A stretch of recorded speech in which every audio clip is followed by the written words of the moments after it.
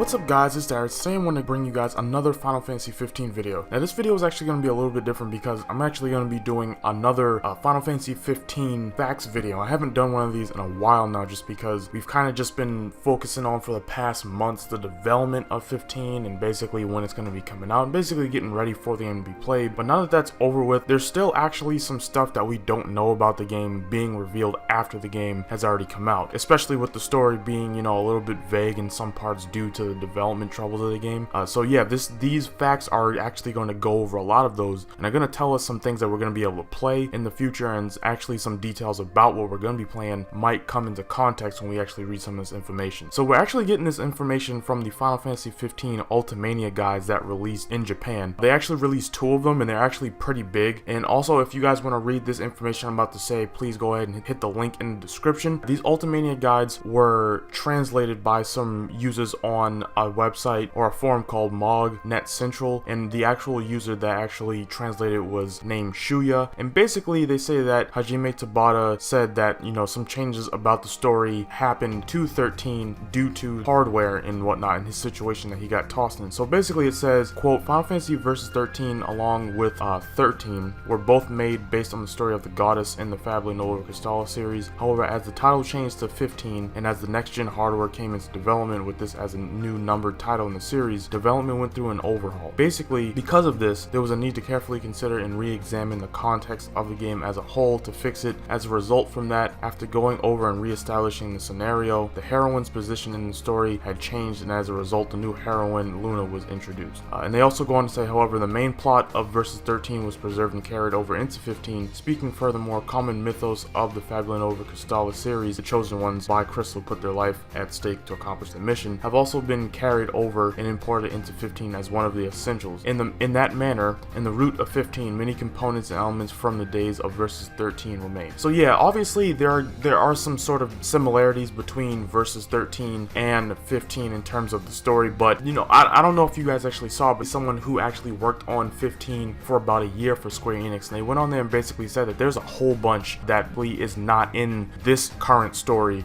or this current story of 15 that was in Versus 13. So we don't actually know how much of that is actually true. It does seem that there are some plot holes in there that might be explored later with some DLC and maybe some other things. So then we actually get on to another fact about 15 post development that says a Tumblr user named Super Espresso has also basically gone into the translations of various passages, and we learn the ages of some characters in the game. We actually learn the age of Iris. She's actually 15, which is so weird. I kind of swore she was a little bit older than that. She seemed like she might have been around the same age, especially in Brotherhood, but apparently Iris is 15. Aranea is 30, which seems reasonable. Cindy, or as they call in Japan, Sydney, is 26, and Core is 45. Now, some people are actually confused as to Core being 45. It kind of seems like he might be around that age. He was friends with Sid and King Regis and everyone, so he kind of seemed like, you know, around that age. Obviously, he probably was the youngest of the group, but yeah, that's Core's age and all the other people's ages. Another fact from this article is basically saying, speaking of characters, we also learned that Iris, Aranea, Core will become playable via the final multiplayer DLC. Developers also would like to include Luna Freya, but that isn't confirmed and will be done if possible. That speaks a lot to me in terms of what we're going to be able to play, but I'll go over that at the end of me going over all of these different pieces of info. The next piece of info or fact is that we also learned a bit more about the blonde Brigadier General of Niflheim Army who makes an appearance in the game, Loki Tumult. Now, if you guys don't know who that is, that's basically the guy that you go against when you team up with Core when you're kind of near Hammerhead and he's in that big mech. We have no idea where he comes from, and we like have no introduction to the dude, but he basically just comes in out of nowhere and starts to try and fight us. I think Core is with us as well when we fight him, and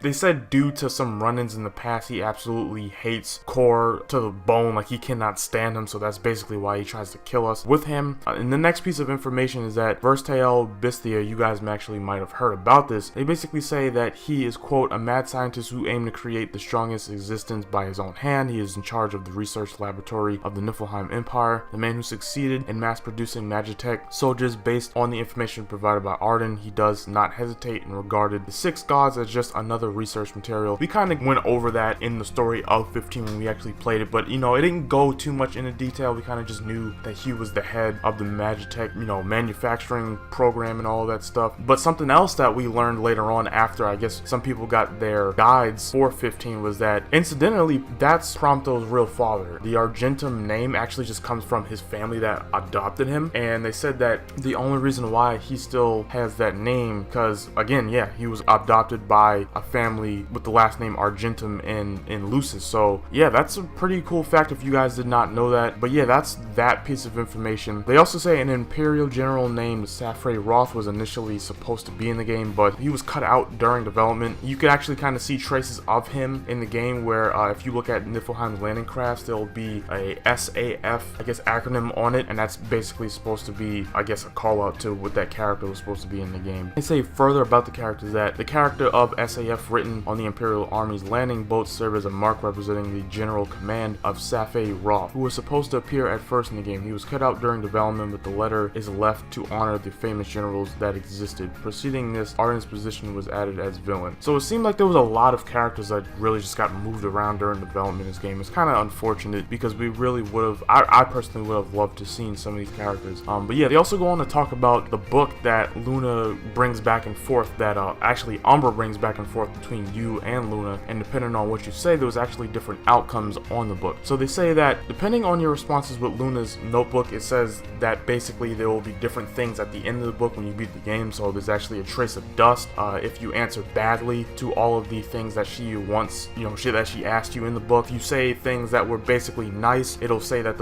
it'll show that the book is well worn, and if you answer in a favorable way, it'll say that there's tears on the pages. So that's a cool little, I guess, piece of detail to kind of show the emotion and connection in the game and all that stuff. But I don't know if you guys really even noticed that. I didn't notice that until they actually even just said it in this basically this big information dump. But yeah, that's a cool little touch that, I don't know, maybe some of you guys when you actually beat the game will actually see. But they also say the last thing about this information is that the game's ending was left purposely vague so that the player could decide on their own what really happened. It's left entirely up to the player's interpretation. I think it's pretty obvious what happened. I don't know any other way you could kind of misinterpret it. The only way they can kind of, I guess, move my mind away from what I think happened, what other people think happened, is if they release some sort of DLC that gives a plausible explanation for what that ending was. But yeah, that was basically all of the information. Now, I actually want to go over one more fact and one piece of information again. Now, that pertains to the DLC, the final piece of multiplayer DLC being Iris and Aranea and Core. Now, I don't know exactly what we'll be doing in this multiplayer DLC. They still haven't really gone over it, exactly what we'll be doing in this DLC. But because of the fact that it's these three characters, I definitely think that I know when this DLC will take place, and it actually might spell out when the other DLCs might take place for Prompto, Ignis, and Gladio. So, as you guys know, when you beat the game, you go into a deep sleep for 10 years, and when you come out, you see Ignis, Prompto, and Gladio. But the three characters that they talk about and you don't see at all are Iris, Aranea, and Core. They say that Iris is basically like a demon hunter. Aranea has stopped working for people and basically made her own group of people to help stop the demons and help people out. And I forgot actually exactly what they say with Core, but you don't see him at all. You don't see those people. You also they talk about Cindy, but you don't see her at all as well. But yeah, those three people you really don't see after you wake up from that 10-year slumber. So I have a feeling, and I've been speculating this for a while now, that for Prompto, Gladio, and Ignis, that most likely those DLCs are going to be us playing as them during the time when Noctis was asleep, when everything basically just went to shit. I have a feeling that this multiplayer DLC, us being able to play as them, will be similar. We will be able to play as them during this time period, because I think that's one of the major plot holes in the game, is that there's just a big gap in time, and it makes sense. It makes sense for the story for them to be able to have Noctis go to sleep for 10 years and wake up and everything is just gone to crap. But I feel like the game in the ending would have been more satisfying if we could have at least seen what the other characters were doing during that time, rather than to just tell us and just say like, oh yeah, this happened, let's go on and finish up the story and basically have everyone be sad at the end and nothing be really resolved. So yeah, I feel like if this DLC is that, it's gonna make the ending much better. It's gonna give us some context for what happened, and then overall, because it's multiplayer DLC, I have a feeling we're gonna be going against a lot of more powerful enemies, and it'll just make a lot of sense. But yeah, that's what I think about what that DLC might be. Let me know what you guys think possibly the DLC could be, and what you guys thought of all of this information down below in the comment section. If you enjoyed the video, please leave a like, please share with other people that might enjoy the video, and if you want more 15 videos from me in the future, hit that subscribe button, and I'll see you guys later. Thanks for watching.